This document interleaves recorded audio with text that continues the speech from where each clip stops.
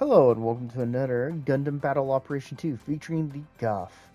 In lore, the Gouf was an attempt to replace the Zaku 2, a venerable suit even at that time considering the pace of technology, and it lost much of the versatility of the Zaku 2 for a more focus on the anti-mobile suit role. It had a number of integrated weapon systems and was known to be quite maneuverable.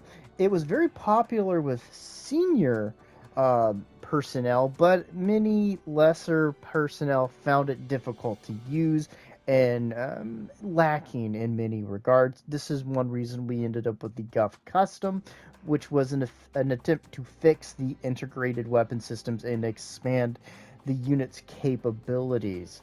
Of course, we're going to talk about the 350 cost ground only raid. It's the most likely one you're going to see or get to use in any reasonable way without it being overclassed. It has a ballistic resistance of 10, a beam resistance of 6, a melee resistance of 20, a range strength of 5, and a melee strength of 30, a movement speed of an impressive 135, and a thrust gauge of 65. For parts, we have close range of 13, medium of 9, and long range of 2. For equipment, I will touch on some of the things I think should be changed, but it does not have much in the way of optional equipment. So the base main ranged armament and only ranged armament it has is the Finger Vulcans, which do 115 damage, 35 shots, and at a range of 200. There is no cooldown, but a 4-second reload. Immediately, I would pump the range up to about 300, double the ammo, and bring the damage up to 130, 135 base. Of course, its follow-up is the Heat Sword, which does 2,100 damage, a cooldown rate of about 2.5 seconds. It's a pretty heavy hitter. You're going to get a lot of use in it, and I generally think it's a fantastic weapon. No real complaints. You've seen it on a couple other units like the Ifrit, wink wink.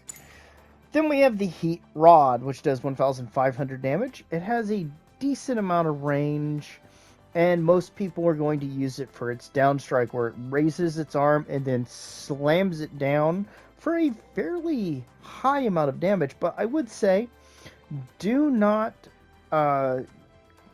discount the ability to do a side swing and catch someone on this, just because of the range it has. And of course, we have the Gouf Shield, which is medium size, 3,000 HP.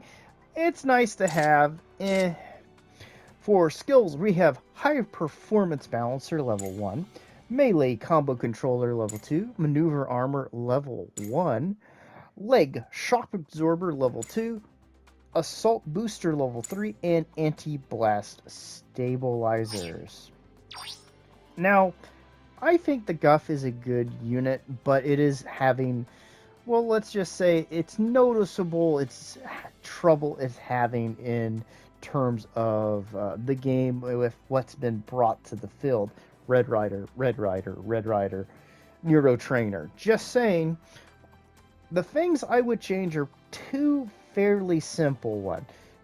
I would make the Finger Vulcans a sub-weapon with the damage and range increase, like I said, and I'd make the main armament that this weapon or this unit uses have the flexibility between the Zaku machine gun with the grenade launcher, the bazooka, either the Zaku or the giant bazooka, even though it's more famous for using the giant bazooka, and I would, of course, give it forced injectors to help represent just how fast and maneuverable the suit is.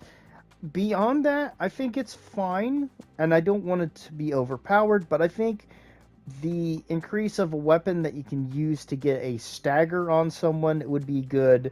Dropping the Finger Vulcans as a sub-weapon like the three-barreled cannon on three-barreled Vulcans on the custom, I think would just be a much better idea, and I think it would help the suit perform overall. So this match is going to be very salty. I apologize, and it's going to be very, very, very rough. So let's see how it does in the match to come. Hello and welcome to the match, everybody. I'm not going to lie, till about the 4-minute point, this match is ugly as sin. I didn't remember how this suit played, and it's gonna be, well, it's not gonna be a pleasant thing when you're putting probably, in my opinion, one of the worst of the suits available in this match. So we're gonna start out by pushing forward. I tend to like to be a little bit more aggressive, especially when I have a suit that I know needs to be aggressive. So we're going to push over here. I was kind of hoping my team would be more aggressive than they are, but they're real kind of, So easy mode Red Rider attacks me because you don't have to have talent to play the Red Rider. And we're going to push him a little bit, but we're going to get hung up on the building. So I'm going to decide to come over here, switch over to the Vulcan, throw some damage at him, try to take advantage of that, but there's a dead zone, and there we are, killed by the easy mode. First death. So we're going to spawn in again. And I'm going to say this team is allergic to being aggressive, so it's going to be a bit of a fap. We're going to push on this Gabaldi. We're going to try to work him over. I was hoping to get a stagger, but we're going to catch him when the leg, but he's going to cruise on off. You're going to get smacked by our own guy. And, well, we're going to get up slow. And we're in a bit of an ugly situation. We're going to go right to that, hit him with that, switch over, try to get his toes, but no. We have a firing line over here because, of course. So we're going to have to push back a little bit. We're going to switch over to the Finger Vulcans. We're going to get most of the damage done on him, but we're not going to be able to finish it off. And we're going to switch over to the Heat Rod. I'm hoping the Camphor would get more aggressive, but he doesn't want to. So we're going to come in, we're going to mess up our Heat Rod and get killed again. So, like I said, ugly match. Second death. So we're going to spawn in here at A. We're getting a little fed up at this point by not just the fact that our team is constantly surrendering ground, but we're having a little trouble. So we're going to take him out, push the Red Rider, but he's going to outspeed us because, of course, the super special coddled suit is going to get coddled more. We're going to push him again. We're going to go for that, but it's not going to connect, and he's going to get the hit on us. And he's going to back off. We see the Charzaku too. We're going to try to get him, but the lack of force injectors is not going to help us in this regard. So we're going to switch over to the Vulcans. Again, I'm trying to build up a stagger on anyone, but it just doesn't work. And he's going to cruise off like the coward he is. And we're going to get hit by artillery, because tradition, of course. And we're almost dead. We'll go ahead and finish off the Charzaku. And we're not in a good position. I keep forgetting it does not have force injectors, and I'm just not having a good time. So I come in, catch him with that, get killed anyway. So there we go for third death. So I'm just kind of tired of my team at this point. And the fact that the other team is just going to sit there playing line games, let's just say. I'm going to try to keep him from coming up here. But, it's not worth my time. I need it elsewhere. We're going to come in, help finish off the Red Rider, and we're going to immediately push this unit. And we're going to come in, catch him with this heat sword, knock him down, go over to this, miss on that, take him out with this, because, again, screw off, person that only knows how to play your suit one way. And we're going to come in, catch him with the side swipe, and finish him off with a down.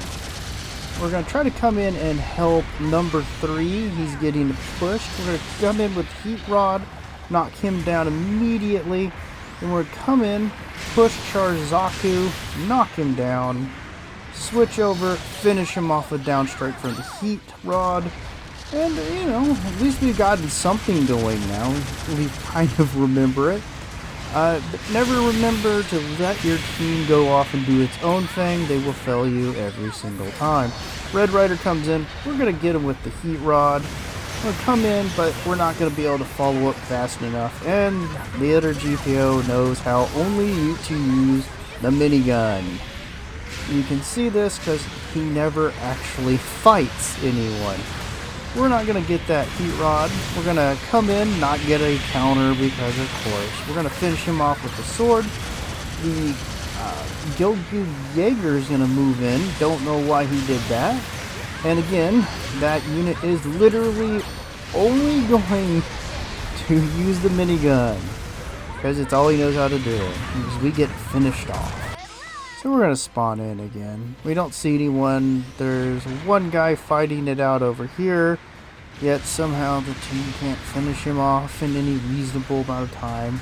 I think about leaving, and then I go, can I trust my team to do that? We're going to catch him with the side swipe and get hit by coddled Red Rider player. Runs away again. Congratulations. You've mastered the Red Rider. You don't need to know anything. And we'll come in, smack him across the head with the heat rod. We're not going to get the follow-up, but I want to try to come in and help my team who seem completely incapable of dealing with this Red Rider. And he's going to run away as Minigun Man, only miniguns, and that's all he does. So I thought the camper would push and not back up, but that's what he did as we die. So there's not much I can do to salvage this situation. But what I'm going to do is I'm going to switch over to the 5-finger gun, throw some damage out there, and I'm going to come in and just go right at their support, take him out for the most part, catch him with that overhead, and I'm not going to quite be able to finish because of the long time, so let's see how we did with this pisser of a match. Alright, well, there's our bow of shame. Good job, guys. Learn to push. 2 board spots, and second place. Thanks for joining me. Bye-bye.